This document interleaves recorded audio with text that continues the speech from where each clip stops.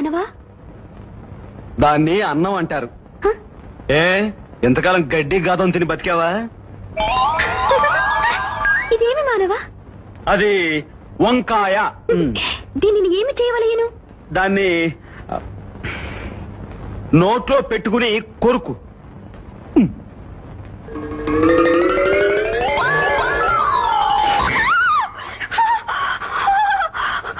అదరములు అదిరిపోయి అగ్ని పుట్టినది. అమృతము లేదా ఇంట? అమృతమా? బయట దుకాణంలో దొరుకుతుంది, తెచ్చిపెట్టినా. అమృతం అంటే ఏం రాజు? అదేదో తెంగబుచ్చిలో వాగుద్దమ్మా. ఇదిగో తనకి